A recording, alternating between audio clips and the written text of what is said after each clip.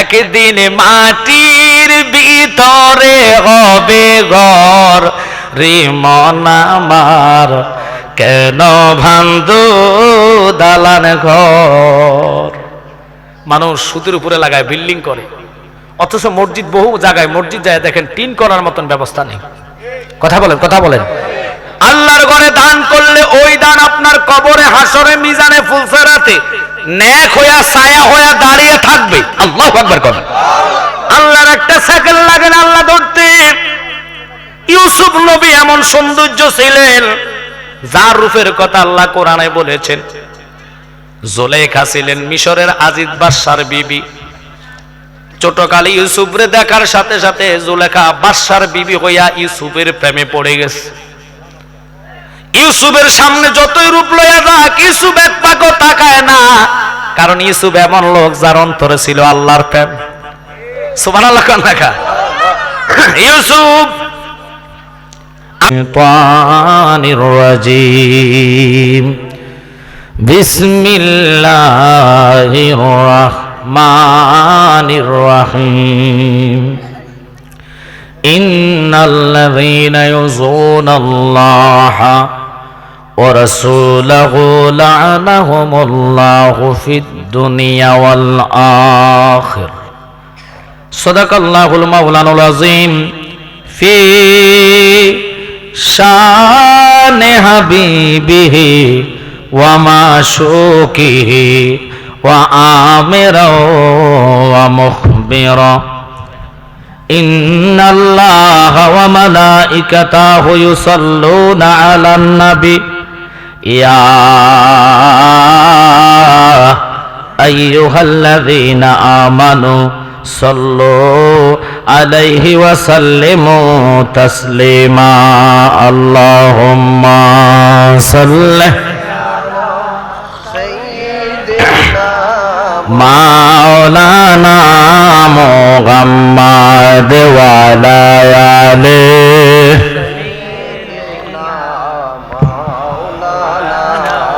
একটু প্রেম নিয়ে দুরূদ আদায় করুন। আল্লাহুম্মা সাল্লি আলা সাইয়্যিদিনা মাওলানা মুহাম্মাদ ওয়া আলা আলিহি।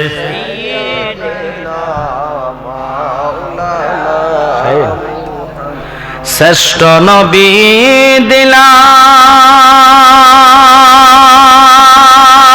রে তরি নিতে রোজ হাসরে, ফতে ভুলে যাই তাই তো দিলে পাক কোরআনের বাণী খোদা।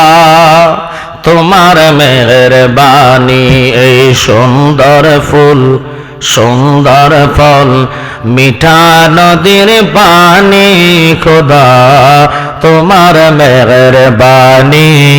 আল্লাহুম্মা জবান ছেড়ে দেন, আল্লাহ সবার আপনি কবুল করেন।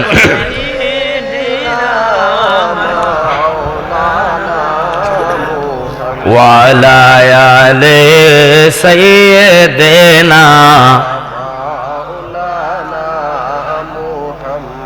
লা ইলাহা, সবাই মিলে লা ইলাহা, মধুর সুরে লা ইলাহা, একসাথে লা ইলাহা, ভালো লাগে লা ইলাহা, মধুর সুরে লা ইলাহা।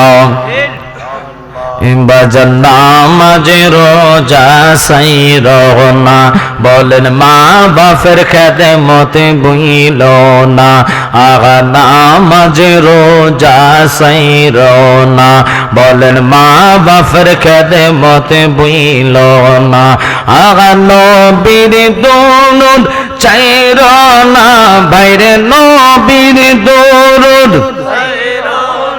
বলেন নবীজি তোমরাই বলবে না লা ইলাহা, মধুর সুরে লা ইলাহা, ভালো লাগে লা ইলাহা। আমরা সবাই গুনাহগার, আল্লাহ ডাকি আপনাই বারে বার, বলুন আমরা সবাই এই আল্লাহ ডাকি আপনাই বারে বার, মাওলা মাফ করে দাও ও গো আল্লাহ, মাফ করে দাও লালুর নবীজির খাতিরে, লা ইলাহা মধুর সুরে লা ইলাহা, হাসবি রাব্বি জাল্লাল্লাহ, মা ফি কলবি গায়রুল্লাহ, জোরে হাসবি রাব্বি মা ফি কলবি নূর মুহাম্মদ সাল্লাল্লাহ, পড়ো লা ইলাহা ইল্লাল্লাহ, সুবহানাল্লাহ, আলহামদুলিল্লাহ, ইল্লাল্লাহ, সুবহানাল্লাহ, আলহামদুলিল্লাহ,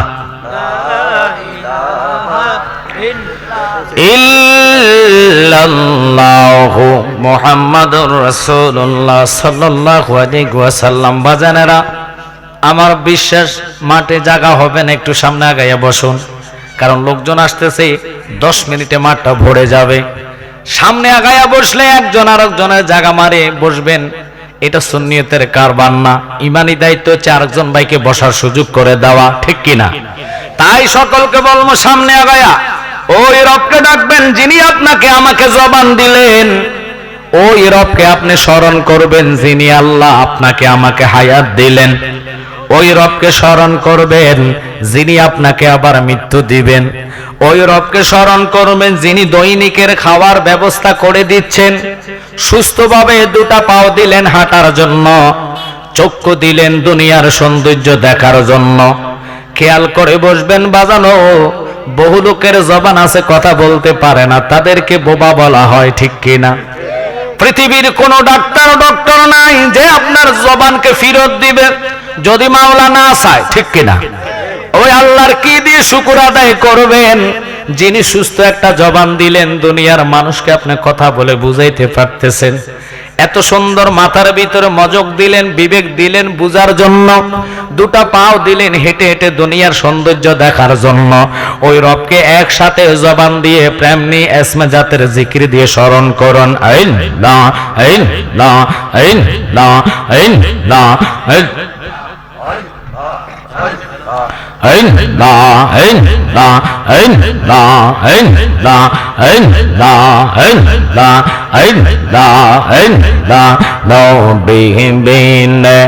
আপন কে হো না আইরে মুমিন ভাই, নবী বিন আপন কে হো না, মাশাআল্লাহ, নবী বিন আপন কে হো না আইরে মুমিন ভাই, নবী বিন আপন কে হো না, মাশাআল্লাহ,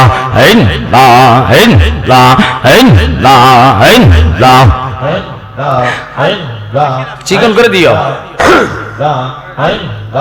মা বাবা আত্মীয় স্বজন স্ত্রী আর সন্তান গৌর সবার সাইতে নবীজি আপন, নবীজিকে জানের সাইতে অধিক ভালো না বাসিলে হাদিসে কয় তাহারি মান নাই রে মুমিন ভাই, নবী বিন আপন কে হো না, মাশাআল্লাহ,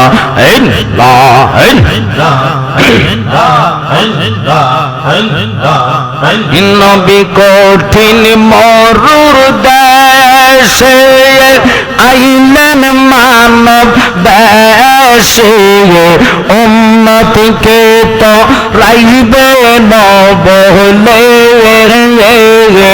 উম্মতি উম্মতি বলে কান্দিতেছেন মদিনাতে উম্মত ছাড়া কিছুই বোঝেন না রে মুমিন বল নবী বিনে আপন কেহ নাই মাশাআল্লাহ আল্লাহ আল্লাহ আল্লাহ আল্লাহ ইয়া হাবিলি উম্মতি কান্দন নবী দিবারাতে উম্মত সারা নবী কিছুই বোঝেন না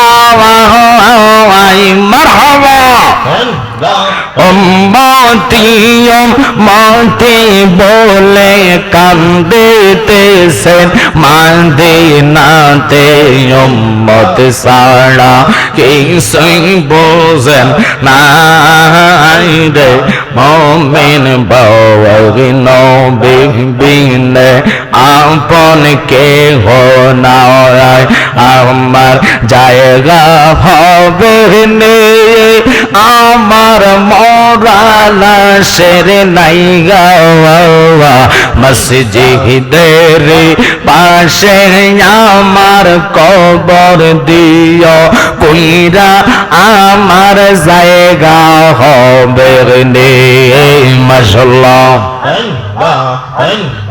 রাখি বাসির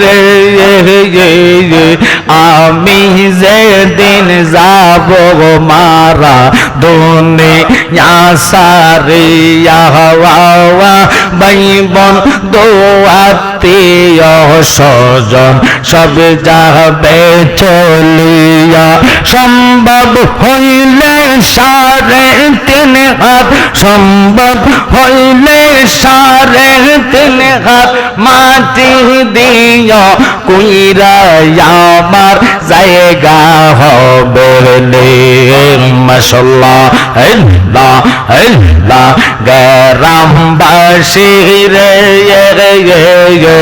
আমি যেদিন যাব মারা দুনিয়া সারিয়া হওয়া রঙিন পোশাক সবাই সেদিন নিবে রে কলিয়া সাদা মার্কিন কাপড় তোমায় সাদা মার্কিন রে সাদা মার্কিন কাপড় তোমায় দিবে গোপ রাইয়া আমার জায়গা হবে নে মাশাআল্লাহ আল্লাহ আল্লাহ আল্লাহ আল্লাহ জায়গা হবে নে আমার মরা লাশের নাই গাওয়া মসজিদের পাশে আমার কবর দিও কইরা আমার জায়গা হবে নে মাশাআল্লাহ আল্লাহ আই মুহাম্মদ কামলি ওয়ালা আই রে আমার বুকে আওয়ায় কান্দে রে তোর পাগলেরা নবী ডাকে রে তোর পাগলেরা শান্তি দেহ মোর কোলে যাওয়ায় আই মুহাম্মদ কামলি ওয়ালা আই রে আমার বুকে আওয়ায় চাঁদ সুরজার রহ তাওয়ার রাওয়া জিনিন সামার ফেরেশতারা সদাই তারা পাগল পারা নবী সদাই তারা পাগল পারা ফুল তলে দিতে গলায় আই মুহাম্মদ কামলে ওয়ালা আইরে আমার বুকে আওয়ায় আই মোহাম্মদ মদিনা ওয়ালে আইরে আমার বুকে আওয়ায় মাশাআল্লাহ আল্লাহ আল্লাহ ফানা ফানা ফকির দরবেশ বাদশাহ ওলি তোলে তসে কত ফুলের কোলে গলায় লইয়া বিকার জলি তারা গলায় লইয়া বিকার জলে বাস করে গাছের তলায় আই মোহাম্মদ কামলে ওয়ালা আই রে আমার বুকে আওয়ার মাশাআল্লাহ এই জগতে প্রেম করিয়া কয়জন রইছে বালা সই গো কয়জন রইছে বালা উপর উপর দেখতে বালা ভিতরে সব কলা আশিক জানি গো জালালির প্রেমে আছে কত জালা তোমরা হায়াও ভাই কি বজাইওয়া অন্তর পয়দা কয়লা আর আশিক জানি গো মুর্শিদ নামে আছে কত জালা মাশাআল্লাহ আল্লাহ জালাই জালাই অন্ধ আমার হইছে পুইরা কয়লা আশিক জানি গো মুর্শিদ নামে আছে কত জালা মাশাআল্লাহ আল্লাহ লা ইলাহা ইল্লাল্লাহু মুহাম্মাদুর রাসূলুল্লাহ সাল্লাল্লাহু আলাইহি ওয়াসাল্লাম আল্লাহুম্মা সাল্লি আলা জোরে আল্লাহুম্মা সাল্লি আলা ওয়া আলা আলি সাইয়্যিদানা মুহাম্মদ আলা আলি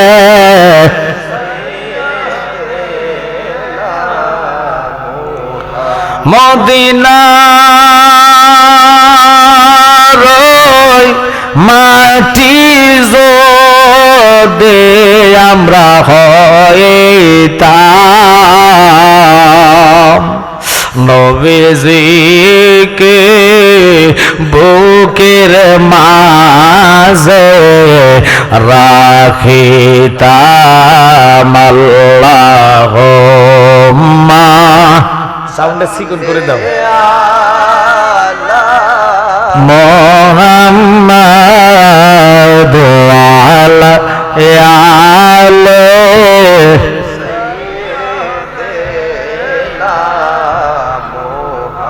শুকর আল্লাহ পাকের দরবার আজকের এই রাকি গাউসুল আজম গাউস শব্দের অর্থ অনেক মৌলবী জানে না আব্দুল কাদের জিলানী আল গিলানী যিনি মাতৃগর্ভে অলি হয়ে এসেছেন সুবহানাল্লাহ বরফির আব্দুল কাদের জিলানী আল গিলানী গাউস আল্লাহ পাকের নাম গাউসুল আজম জামে এই জামে মসজিদ উপলক্ষ অর্থাৎ সুন্নি জামে মসজিদের উদ্যোগে আজকের এই 17তম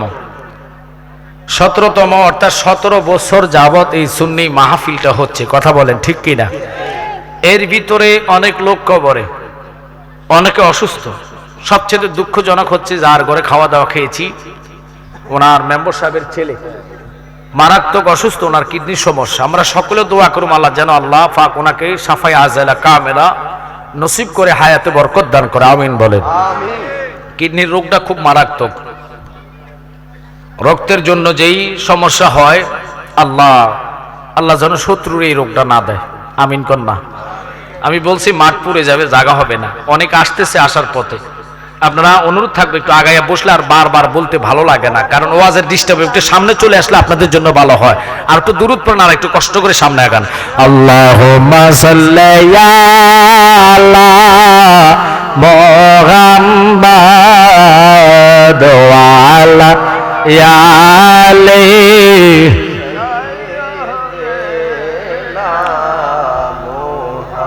কান্দায় না কান্দায় না আমার নবীরে নবীরে কান দাইলে রে কাদবা হাসরে আল্লাহুম্মা আল্লাহ কবুল করেন আল্লাহ মুহাম্মাদ ওয়া আলা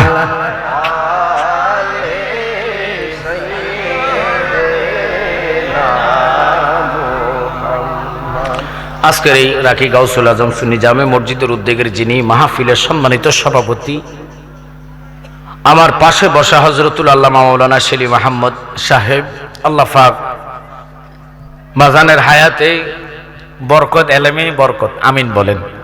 আমার পাশে আমার ভাইজান অত্যন্ত মায়া আমাকে করে ভালোবাসে। যারা সুন্নি করবে আমি মনে করি তাদের অন্তরে যেন কোনো হিংসা নিন্দা না থাকে, ঠিক কিনা? আমরা একই ভাই। তো আমি ভাইয়ের জন্য, মুরব্বী বাবার জন্য দোয়া। আমি যেই আয়াতে কারিম নিয়েছি এই আয়াতের উপরে তাকরীর হবে, অনুরোধ থাকবে গভীরভাবে মনোযোগ। গভীরভাবে যদি মনোযোগ না দেন কোরআন হাদিস বোঝা বড় কষ্টকর, কথা বলেন ঠিক কিনা? আল্লাহ পাকের 30 পারা কোরআন। বলেন তো বাবারা, কোরআন নিয়ে কোনো সন্দেহ আছে? আচ্ছা বলেন, আপনারা যারা মূর্খ একেবারে কিছুই জানে না তাদেরকে যদি জিজ্ঞেস করেন যে কোরআন নিয়ে যদি কেউ সন্দেহ করে তার কি ঈমান থাকবে? মাশাআল্লাহ। এখন প্রশ্ন, এই কোরআনের এত সম্মান, এত ইজ্জত, এত দাম, আমার রব ইচ্ছা করলে এই কোরআনকে মুসা কালিমুল্লাহর উপরে নাজিল করতে পারতেন, কথা কয় না কেন? আল্লাহ যদি মুসার উপরে কোরআন দিতেন, তাওরাত যদি নবীর উপরে দিতেন, কারো কিছু করার ছিল?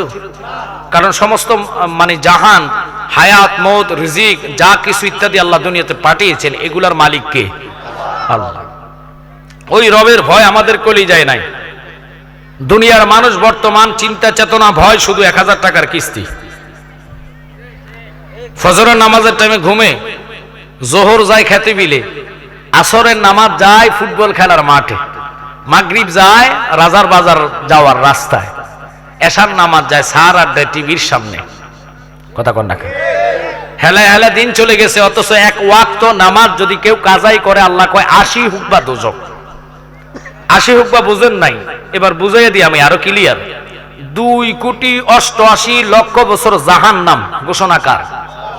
ও আল্লাহ, কত নামাজ মাথা ব্যথার কারণে ছেড়ে দেই, কত নামাজ আমরা ঘুমের ঘরে কাটাইয়া দেই, টিভির সামনে টিভির মায়া নামাজ ছাইরা দেই। আলী কেরামুল্লাহ ওয়াজ্জাহ, যিনি বেলায়েতের সম্রাট, আসরের নামাজ নবীর কদম মুবারকের পাশে বসে মাথাটা লাগায়া দয়াল নবী ঘুমাচ্ছেন, আরাম করতেছেন। জীবনে যে আলীর নামাজ কাজায় হয়েছে না,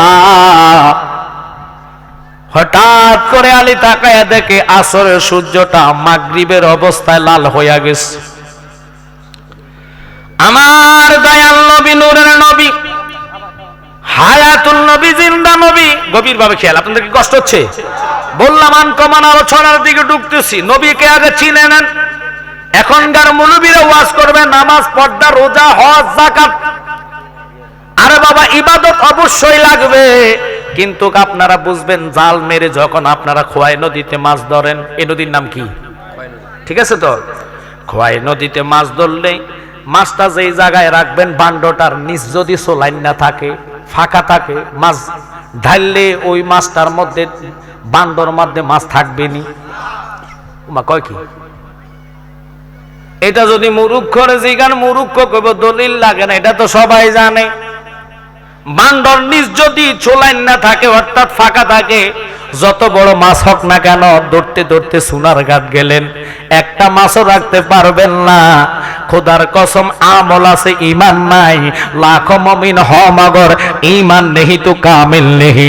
ওই আমল রোজা হজ জাগাত কোনো কাজে আসবে না। এই জন্য জালালি করে পাবলিক বন্ডা কয়, যতই বন্ডা কও নবীর কদম আমরা ছাড়ব না।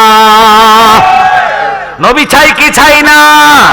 আল্লাহর হাবিব রাহমাতুল লিল আলামিন নবী ওই মাওলা আলীর দিকে তাকায়া দেখতেছে আলীর চোখের পানি টক টক টক টক করতেছে। আলী রে তুই কেন রে কাঁদোস রে আলী? কোন নবী গো জীবনে একটা ওয়াক্ত নামাজ আমার কাজায় হইছে না। ইয়া রাসূলুল্লাহ তোমার জবানে শুনছে কেউ যদি এক ওয়াক্ত নামাজ কাজায় করে 2,88,00,000 বছর দোজখ ঘোষণা কার? হায় হায় হায়, উপায় নাই রে, উপায় আমাদের নাই।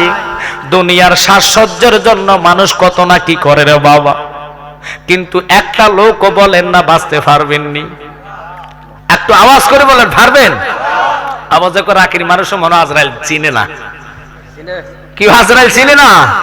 হায় হায়, একদিন মাটির ভিতরে হবে ঘর রে মন আমার, কেন ভাঙদো দালান ঘর।